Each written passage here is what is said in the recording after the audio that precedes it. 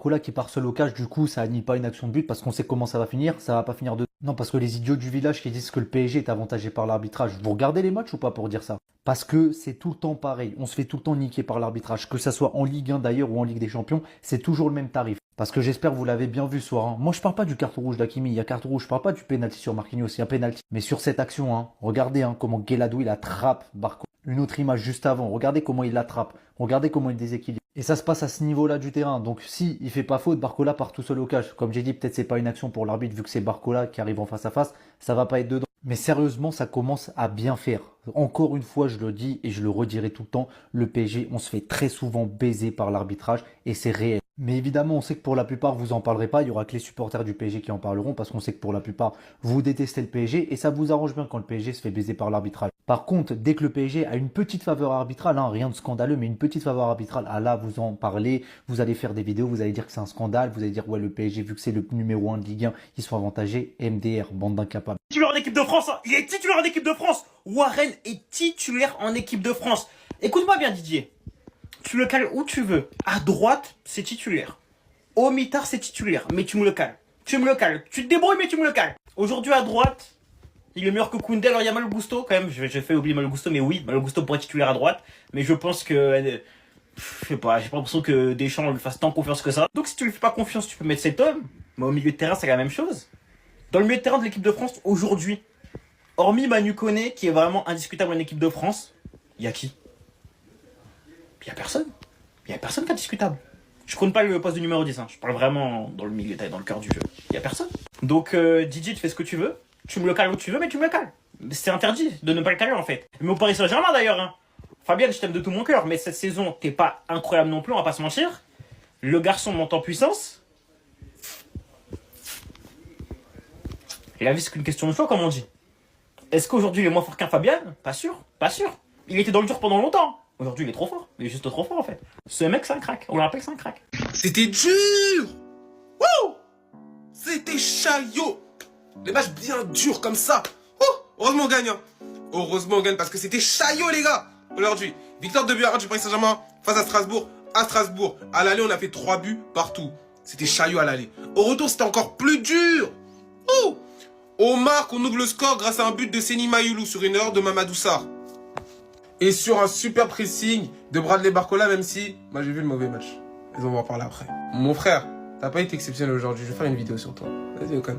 Par la suite, Guela Doué viendra ouvrir le score. Carrément Doué buteur, Doué fait quoi? C'est pas mal. Vas-y toi, frère. En mode, tu fais l'ancien, en mode, pour toi c'est facile de marquer. Vas-y Doué. Puis voilà, en première mi-temps, c'était assez chaillot. On dominait certes, mais c'était compliqué de se procurer des occasions. Strasbourg défendait énormément bien. En seconde mi-temps, c'était meilleur. T'as su te procurer des occasions, t'as su essayer de jouer, essayer de proposer, etc. T'as des entrées qui t'ont fait énormément de bien, notamment celle de Kangin Lee. Malheureusement, Achraf Hakimi viendra recevoir un carton rouge. Je sais même pas s'il y a un rouge, comme vous voulez pour moi. Bref, il y a rouge si vous voulez. Mais je m'en fous, on a gagné. Zahir Emery va se repositionner latéral droit à la sortie de Achraf Hakimi, qui va offrir un centre au meilleur latéral gauche du monde, Nuno Mendes, qui viendra transformer de la tête. En tout cas, voilà un score final de 1. Certes, ça a été dur, certes, ça a été compliqué, mais tu prends les 3 points aujourd'hui. Voici le classement, t'as 2 points devant Lens. Voilà quoi. Tu finis premier à la fin de la 20e journée et ça fait plaisir. En tout cas, abonnez-vous, c'est important. Mais voilà quoi, ça fait plaisir. Le logo, il est là. Je l'embrasse et voilà, tout simplement. Premier de Ligue 1. Dans vos débats de meilleurs joueurs du monde, j'espère qu'il y a Nuno Mendes, c'est tout ce que je demande déjà. Dans vos débats, vous mettez tous les meilleurs joueurs du monde, les Kane, les Mbappé, les Haaland, les je sais pas quoi, les Messi, les... Bref. Messi, je rigolais, hein. Les Yamal, etc. J'espère juste que vous mettez Nuno Mendes dedans. Ah ouais, moi, c'est tout ce que j'espère. Parce que les gars, ça fait un certain temps que, déjà, de mes propres yeux au Parc des Princes face à Newcastle, j'ai vu, il était exceptionnel. Aujourd'hui, c'est buteur. Pour sauver le Paris Saint-Germain, c'était chaillot, etc.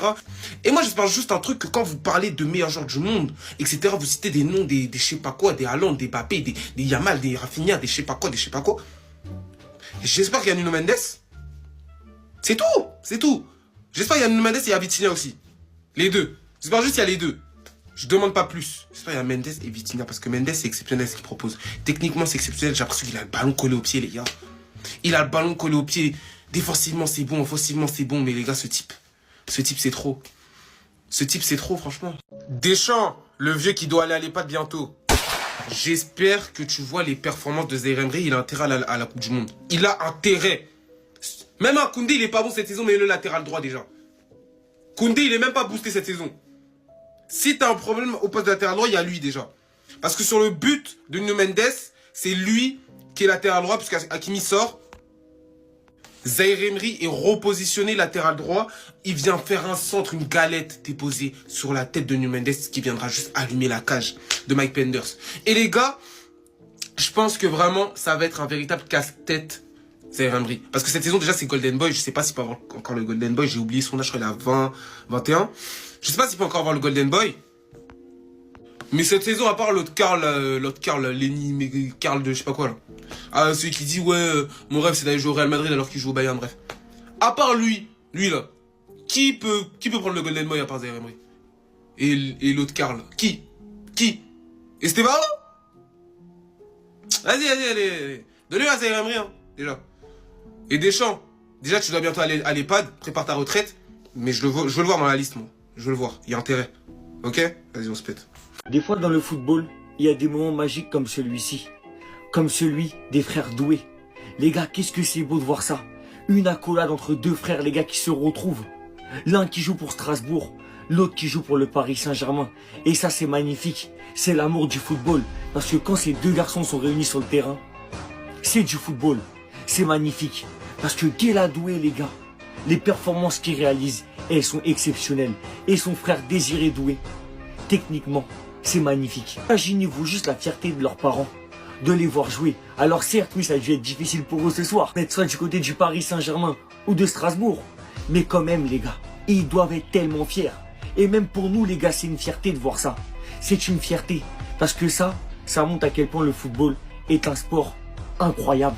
Un sport magnifique. En tout cas, Guéla Doué et Désiré Doué, bravo à vous. Parce que c'est magnifique de voir ça. On est ensemble, les gars. Toujours. Et continuez à faire le football que vous proposez. Parce qu'il est magnifique. Il est impressionnant. Oh les gars, c'est fort, on est ensemble. Par pitié, Kanguinli, ne te blesse plus.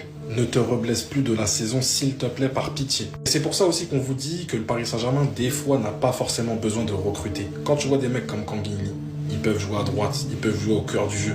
Il a même remplacé en début de saison un mec comme Vitinha. Alors oui, c'est pas le profil à être forcément titulaire indiscutable au Paris Saint-Germain, je l'entends, je le conçois, il n'y a pas de problème. Mais des gars comme ça qui rechignent pas, qui sont sur le banc et qui se la ferment et qui ont toujours le bon état d'esprit, oui, moi j'en veux. Alors oui, forcément, on n'a pas toujours besoin de recruter. La rentrée qu'il fait ce soir, elle est totalement pertinente. On a besoin de possession, il est là, il sait garder le ballon, il sait conserver, il sait faire des décalages, il sait créer des mouvements. Alors oui, c'est pas le joueur vertical où tu vas demander un peu plus de percussion parce qu'il est pas dans ça, Kanguinli. Mais c'est un joueur super intéressant dans son profil de jeu. En tout cas, quand tu vois l'hécatombe de blessures au Paris Saint-Germain qu'il y a eu en ce début de saison, là je me dis qu'un retour de Kanguinli pour cette deuxième partie, elle va clairement faire du bien à l'équipe. Et que ça soit les Kvara, les Dembélé, les Doué, les Barcola, les gars attention.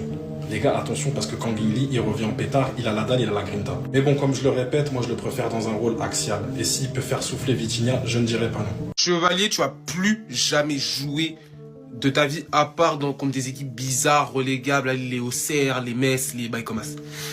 À part contre des relégables, des équipes R1, tu joueras pas. Tu vois, dans les gros matchs de LDC, oublie. Il y a des matchs que tu dois cocher dans ton calendrier, tu joueras plus. Parce qu'on a le retour de Matvei Savonov, il nous arrête un penalty. Voilà. En mode tranquille, en mode c'est banal, tu vois. C'est banal. Carrément, le caméraman, c'était un vicieux. Hein. Quand Savonov faisait des arrêts, quand Savonov il a arrêté le penalty, big zoom sur Chevalier. Big zoom sur Chevalier à chaque fois que Savonov faisait un bon truc. À chaque fois. Et vas-y, en plus, le but, c'est pas de sa faute. Guéla Doué met un pétard. C'est pas de sa faute, il peut rien faire. Mais voilà, moi j'ai dit, Chevalier, tu vas plus jamais jouer. C'est Matvei Savonov, il est de retour. Moi j'ai dit dans ma tête, j'ai qu'un gardien de but titulaire depuis le départ de Donnarumma, c'est lui. Voilà. C'est lui et personne d'autre. Chevalier, si vous voulez, vous le mettez titulaire contre des Metz, contre des je sais pas quoi. Mais dans les gros matchs,